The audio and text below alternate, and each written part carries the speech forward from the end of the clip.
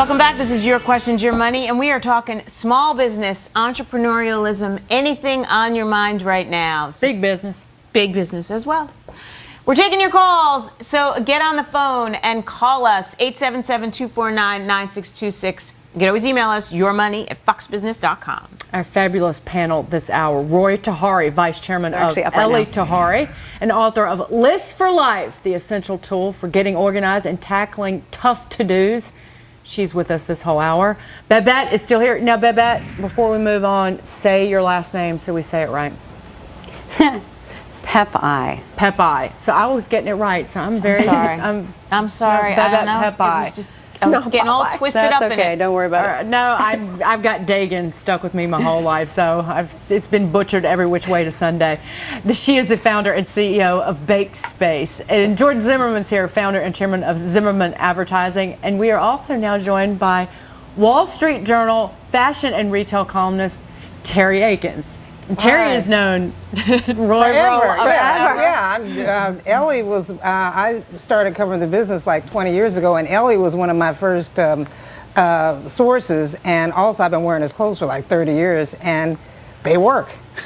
And, you know, I was listening to you guys earlier talk about, you know, they added fashion, but even when he did a suit, his suit was not just like a boxy blazer. It had a lot of detail. And he had the one skirt, a high-waisted back zip skirt. I've had this skirt in every color. In fact, I even told Ellie, I said, please put this back on the line. I mean, I remember when we were talking about that. That was so funny. That skirt was like an absolute, I mean, my favorite one piece in my wardrobe. And high quality, I mean, you got a lot of bang for the buck. And he was a little bit more expensive than Liz Claiborne and that brand, but it was really, because this was before like Escada and all that. So this was a kind of a, you know, power suit for that, you know, middle management working woman. And but that was a difficult time. I mean, this was a strange time. Women were coming back to work in ways that they hadn't been before. So there weren't a lot of options. No, there weren't. And Ellie hit it, and he also did really good dresses, and the fit was great. That was my other big thing about that. But it was very interesting with Rory how that brand has become even stronger, and the fact that that brand persevered that way is a real testament to what works. Well, also too is that, you know, in the fashion industry, look around. There are very few brands that actually do span the generations. I mean, Ellie has been around for like 30 years, and so 35. 35 years exactly. So we're talking. I mean, you think most brands they have like a maybe 20-year window at the max. But this brand has not only survived, but it also is in the forefront. But think about how many, and think about how many brands really have been in business that long. Let's name them: Ralph, Armani. Calvin. Who else? Calvin, Donna. There's just a handful. But to all business owners out there, what caused it to hold its value and persevere like that? Okay, well, and speak broadly. Okay. Well, first thing is this, as I said, in the fashion industry, most brands don't survive that long, and the reason why is because kids don't want to wear what their parents wore.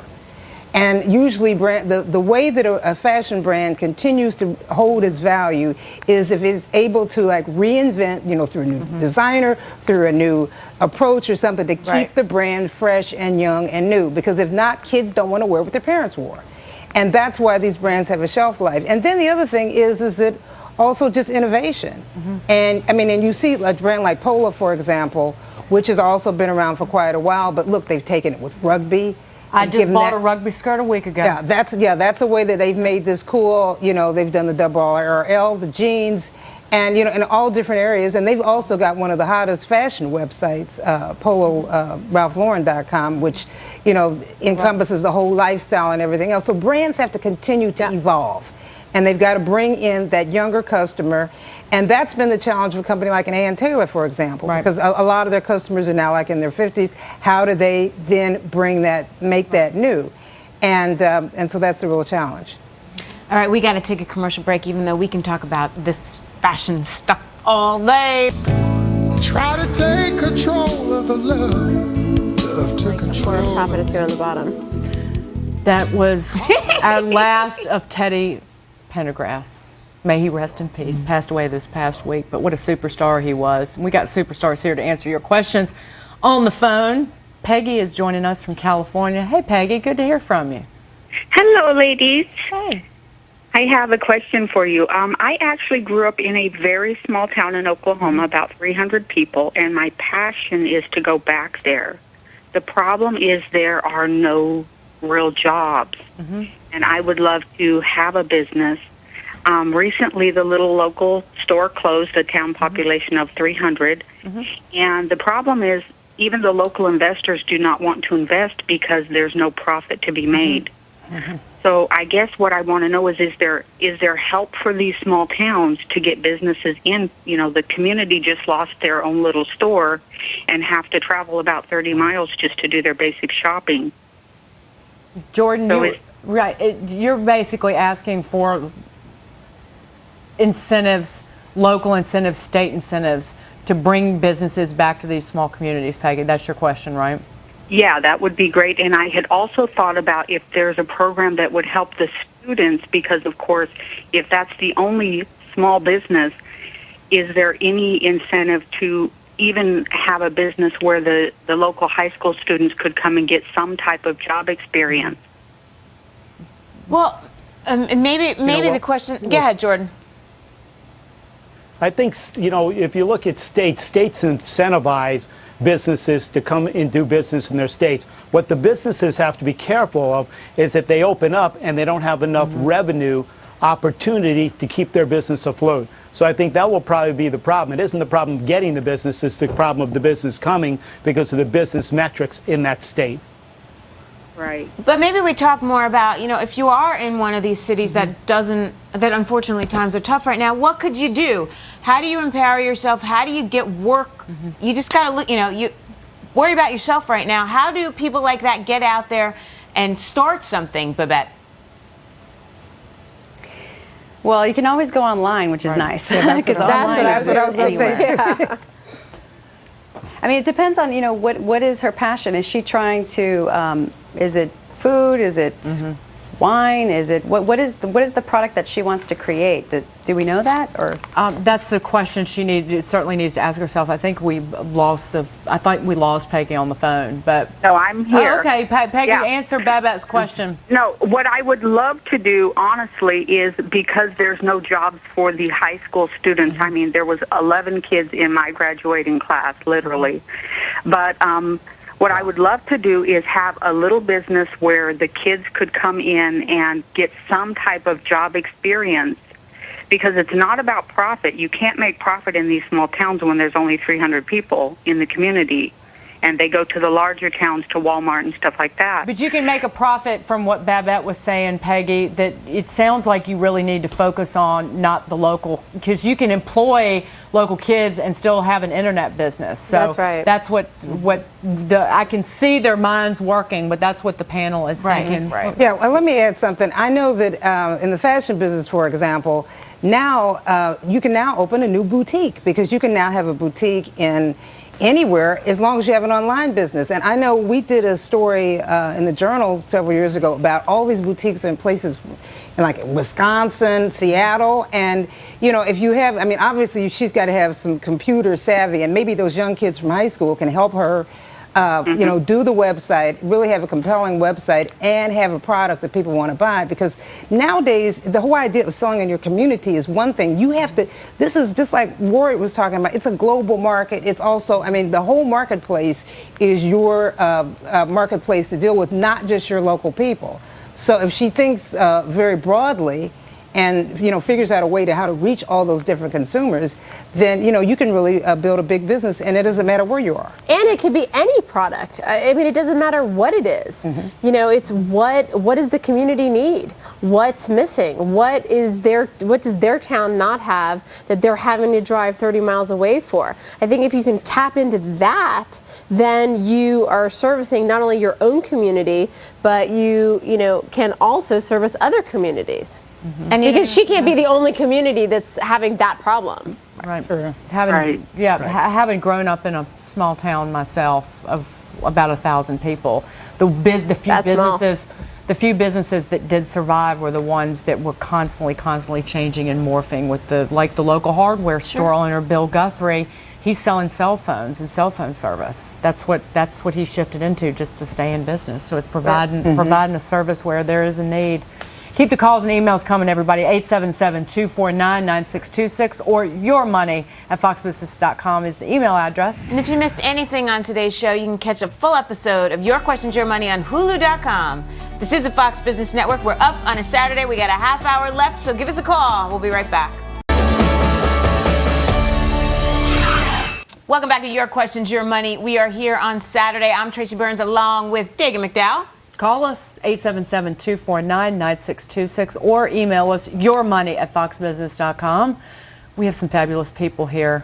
Craig has written in, I am a new author struggling to get the products out on the market. I already have a website. I am on Amazon and the Kindle. What else can I do to advertise? Jordan Zimmerman, that's your business. Wow. You know, it's interesting because 16% of the holiday sales this year were done on the internet.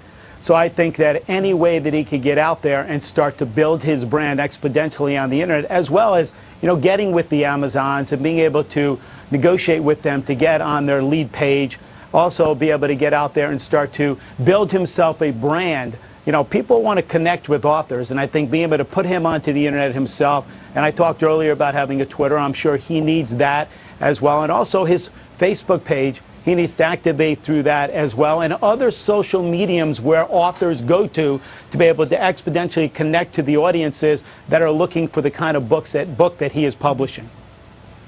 You're Okay, I'm an author who's and been she in, is yeah, I've been both out for like 10 years. My book, The End of Fashion. The End of Fashion, which give it a shout out. Yeah, thank you. And Tim Gunn did on Project Runway. yeah, and it came out in 1999, and it's like in 7th printing and still out, and I still get publicity.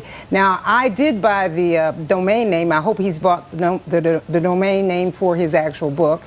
I haven't done much on the internet with it because back then I didn't do it. But the one thing is I would tell him also, go to every store and make sure that he signs books. Because if you sign the book, they'll put a little gold seal on it, and it shows that it's a signed copy from the author.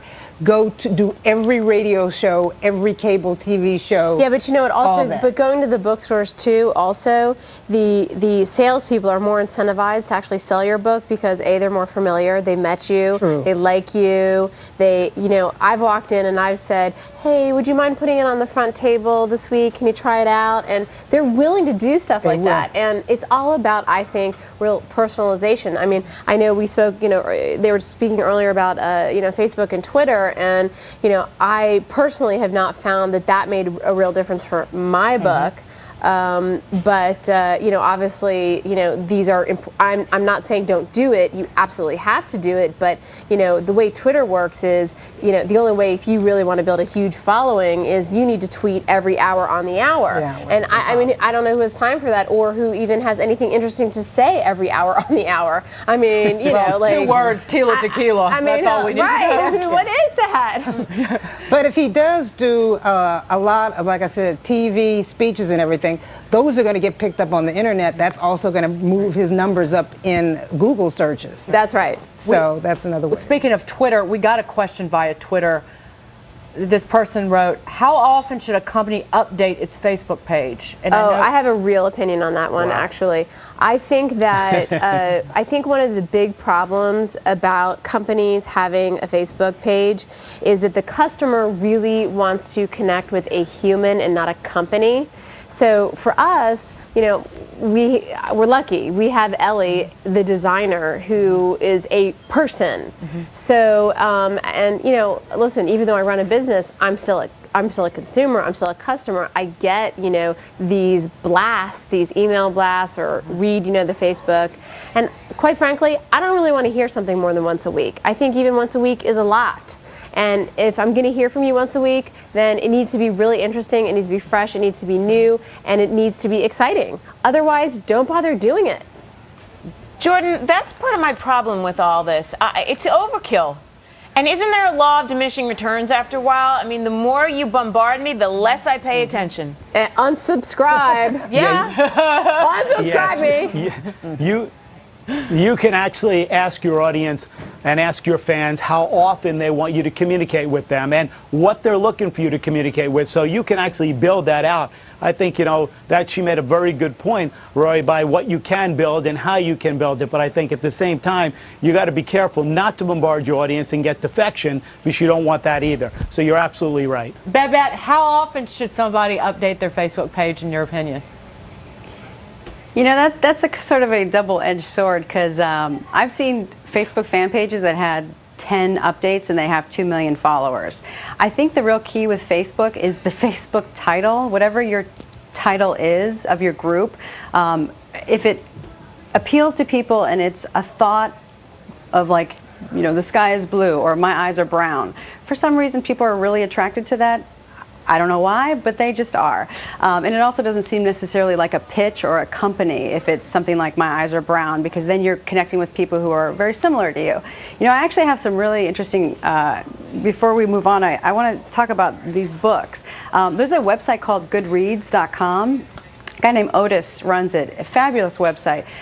If you team up with communities that are all about books and all about people sharing reviews and reading it simultaneously in a sort of an online book club, that could really push your book out. Tahari, I was thinking about your book and what you could do with the lists. And I'm sorry if I'm sort of going back to original conversation, but have you thought about doing a Facebook app? I mean, not a Facebook app, an iPhone app where it allows you to combine those lists? I actually have two apps. I have a travel packing list app, and it has everything you could ever imagine for a week-long trip, kids, electronics, toiletries. And you can customize it, add everything you want. I know if I forgot my daughter's baby bear, we'd be in really big trouble. And then you can email it to yourself, and you can save each trip if you want to have one master trip list, or you want to remember each trip as you did it. So I did that. I also did an app for New York City cross streets, because I know a lot of people get lost around the city and they want to know exactly like which is it between. Is it between 66 and 67 or 66 and 68 on Madison?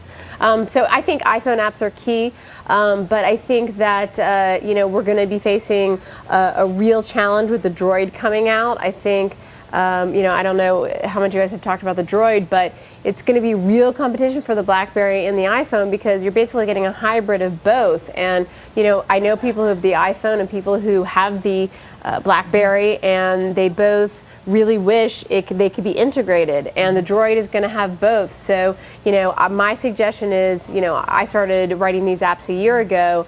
If you were going to start getting into developing apps, I would only program for the Droid.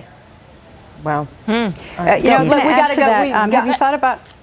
Sorry about that. Jim's been on the phone, and we want to go to him. Jim's called in from my neck of the woods, North Carolina. Hey, Jim. Good afternoon. Good to hear from you, man.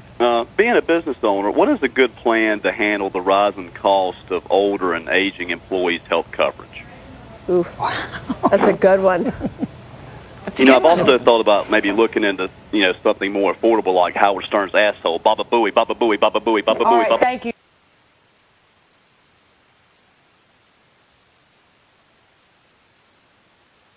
Hopefully there's always he waited over an hour for that too. Oh man. Is he? Have we cut the phone line?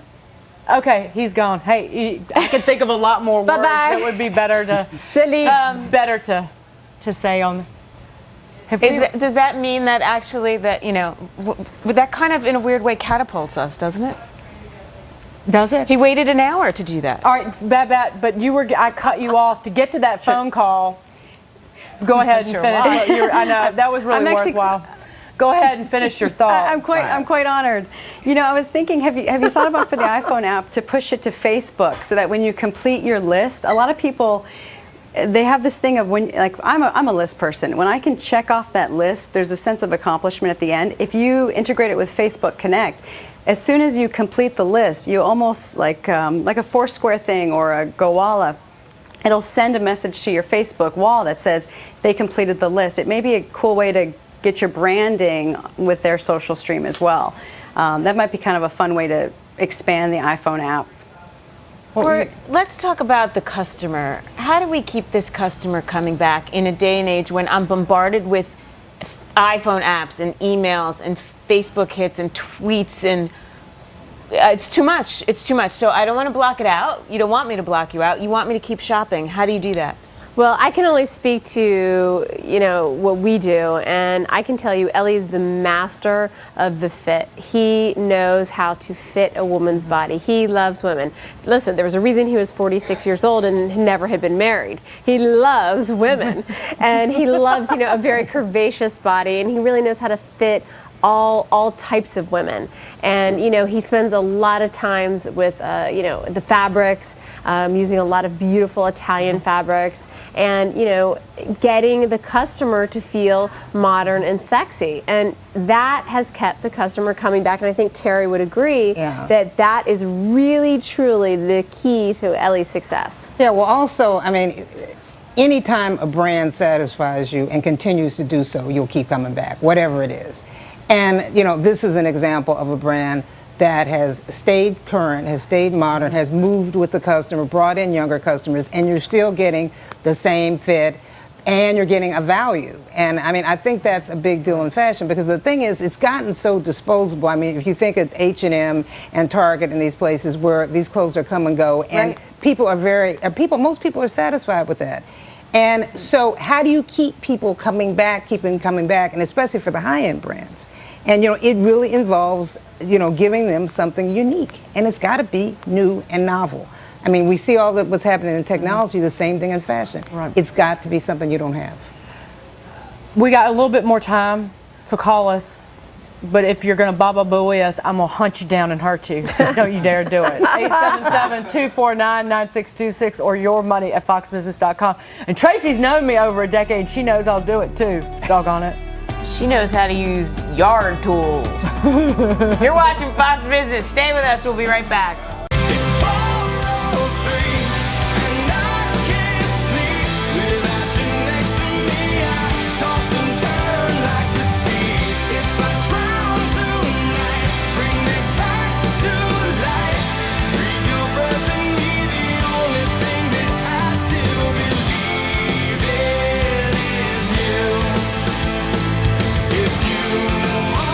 Your money. We got a few minutes left. Jason emails in, what's the best way to raise capital for a new startup? We've been approached by many angel investors offering little capital, but for a large percentage of the company. What should we do? Babette, this is an age-old question. I need the money, but I don't want to give up all the control. Well, my first thing would be to go to friends and family. It depends on how much you need to raise. If it's only like under $50,000, reach out to the people who care about you and who aren't necessarily, who maybe they can guide you professionally. Like if you find people who have a background in advertising, marketing, whatever it is that you need, because not only if they invest in you financially, but you can tap into their knowledge base. But I'm really leery about really high percentages unless your valuation, I mean, it depends on what the value is, and it depends on where the company's going. Well, I'm even more but if you can build it a little bit more. I'm more pessimistic than Babette. I'd say, listen, don't give up a huge percentage of your company. Otherwise, just don't bother. It's not worth it. You'll be working so hard, and you will get so little return on the effort that you put in. Think of a new idea. Think of something else where you can get someone to invest without you giving away the store. Otherwise, why bother? Mm-hmm. It's a really good point. It's a great point. You want to take a phone call? Sure thing. TC from Georgia. Yes, hey, TC. Good to hear from you. Go ahead, ask your question. Well, it's based on basically what you were just talking about. We have a company in Atlanta that called Tag Team Promotions, and we do theme-based meet and greets and fan fest. And we have a big show scheduled for Atlanta, Georgia called Legends Mania on March 13th. And we had a backer, but he turned out to be a thief. And now we have a show that's already lined up and ready to go, and I could use any and all advice you could give me on attracting any type of sponsorship, any type of local investors or media attention, website. Well, I'm from Atlanta, so I could make a few phone calls. I could use, I mean, this is no joke. This is my whole future on the line. I could use all the help I could get. Jordan, what do you think? There's got to be a way that he could do this with social media. Yeah, I think it's even deeper. I think he has to activate himself within that community. Tell me what the event is. It's called Legends Mania. It's a fan-based meet and greet where I bring in professional wrestling tag teams. Everything we do is team-based. This one's a tag team theme. Next one we're going to be doing, if the show takes place, will be a championship team show, and we plan on taking it across the country. Are you doing it in an arena? Yes, sir. It's already In an scheduled. arena March there? 13th. March 13th in Atlanta, Okay, Georgia. well, you know, and you Where are you doing and you in have the right Atlanta? to sell the sponsorships in the arena. I'm sorry. I told two of you were speaking. I didn't hear you, sir. Go ahead, Jordan. Do you have the right to sell the sponsorships in the arena? Absolutely. Well, it's I'm the one that I'm the owner and I'm the manager. I have all the rights in the world to sell whatever I want to. I just don't know how to go I think about what it, I would sir. do immediately. I don't know how to go about I would that. contact some of the big local brands. I would contact some of the Such big as? local brands based on how many people. Well, you got to look at who's in Atlanta that you can contact. Coca-Cola's in Atlanta. Coca-Cola might want to take its energy drink and attach that to wrestling and be able to use that as a way to build its brand and its thought process and give out sampling at the event that night. And they would be probably willing to pay for that. That's one of the brands that I would look at, and I'd look at other brands in the community as well. You got American Express. Very good. Great point. And Great you also have a lot of auto dealers. That's very true. All right. Good advice, you guys. Thanks so much. If you have to run out, keep listening on Sirius Channel 145 and XM 168. This is the Fox Business Network and a programming update. You can catch The Cost of Freedom from now until 3 p.m. It started at 1, right, Tracy? Yes. Yes. Started at 1 till 3. You can see Tracy, me. We'll be right back with more of Fox Business. Straight ahead. So this is live to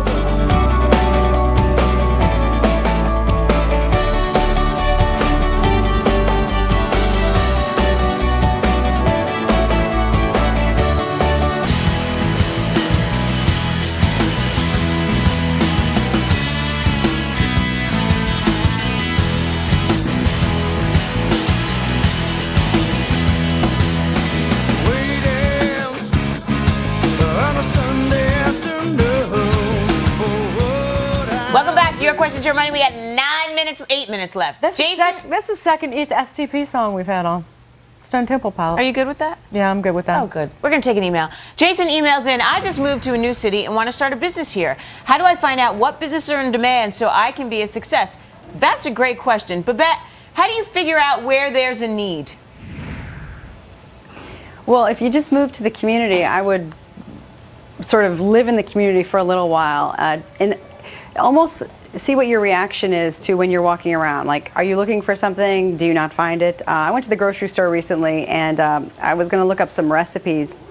And instantly I realized what our iPhone app should be, because I was in the grocery store, I was seeing what I needed, and I was trying to figure out how I should build our iPhone app so that it would be useful for me while I'm in the grocery store.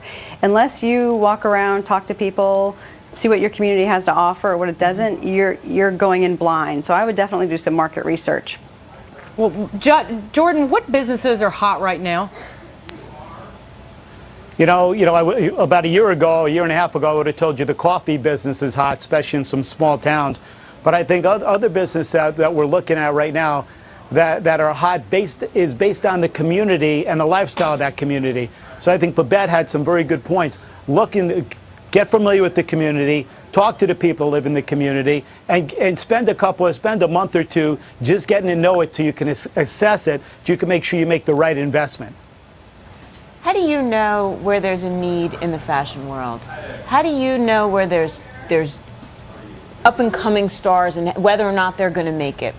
Well, the thing is that, I mean, obviously, we all follow the industry with Women's Wear Daily, and we can kind of get a sense of who's up and who's down. But you look at new businesses like, the hottest new business is Tory Burch. Mm-hmm. And that's an example of a company that actually saw a need to, started out with a tunic blouse that a lot of women could wear, span the generations, and also went into that nice kind of bridge contemporary price point and that, you know, obviously, you know, served a need, and it's allowed for her business to expand. But the thing is that we don't need any more fashion. Right. I mean, the weird thing is that it's completely saturated. Every category is there. So now at this point, everyone has to take market share from another different brand. Well, I would disagree with you. I'd say Hot Hippie is the new up-and-comer. I think Tori has already platformed. You know, I think there's. I don't know. She's opening 15 stores next year. Well, I know, but I think there's still some other brands that I think are up-and-coming, and like Hot Hippie, for example, and. I think there's still a lot of room for new product. Yeah, well, there's definitely new product, but I'm just saying it's one of these things that, you know, you're really like splitting hairs here to come out with novelty. And I mean, it also, I mean, look at a product like Spanx, for example. I mean, that was something that was a need for, you know, older women who really wanted to wear fitted clothes and look svelte. So, you know, there are always little niches. Oh, like leggings this year. Yeah, the new leggings thing. The leggings was the hugest craze ever. I mean, I can't sell leggings fast enough. I mean, they're just blowing out of the store. $58. Everybody wants to wear leggings. They're comfy. They're slimming. It goes with everything. Comfy and slimming, 1-2 punch, killer. On the phone, Amy Slimming on who? Not me. Sorry. Let me show you how to dress yourself. Sorry. I look like a sausage in leggings. Amy's on the phone from Ohio. Hey, Amy, good to hear from you. Hi, I have a question. I want to know, how do I find out if someone has an invention or a patent on a product that I have an idea about that would be beneficial to people? You just got to call a patent attorney. It's very simple to find out. Actually, you can do it for free. You can do it for free at uspto.gov. Right, exactly. Right. Or my favorite, Google's patent search. Google has a patent search. Very easy. 1, 2, 3. Go to Google and do it, great. Amy. Thank you. And that's really the first place you got to go. Right? Okay. Always. Jordan, we got like 2 minutes left. Give us like a 15-second tip on how I can better use my social media. Well, you know, I want to first say, Rory, I think that your brand, the evolution of your brand, agreeing with Terry, has been phenomenal. I think you and your husband have done an awesome job, and you've connected to the public in a way, and you've spanned generations.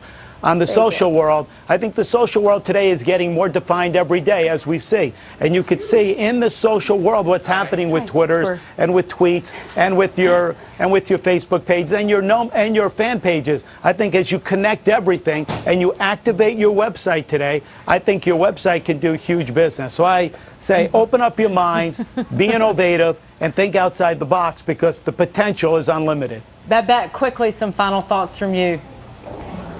Sure. Yeah, I took some notes. I think with Tahari, you know, it would be awesome and a great PR opportunity is to create local events where women can basically swap their either old Tahari stuff that they want to sort of upgrade into like day for night, kind of take that idea, or shoes or accessories. You can really break that out down into niches, and then invite women to come and swap their old stuff with new products from you. And what they'll probably do is they'll take pictures about it, they'll tweet it, they'll post it on Facebook, they'll wear it to work. There's a really cool way to connect, and then what'll happen is local media. That's great. And actually, it'd be a great visual. Babette, thank you for that, and thanks to everybody, Rory in particular, to you. We want to thank all of our fabulous guests, Rory Tahari, Babette Pepai, founder and CEO of Bake Space, Jordan Zimmerman of Zimmerman Advertising, and Terry Agins, fashion columnist for the Wall Street Journal. Thank you for watching us today. Check us out on Sirius, Hulu. We'll see you on Monday.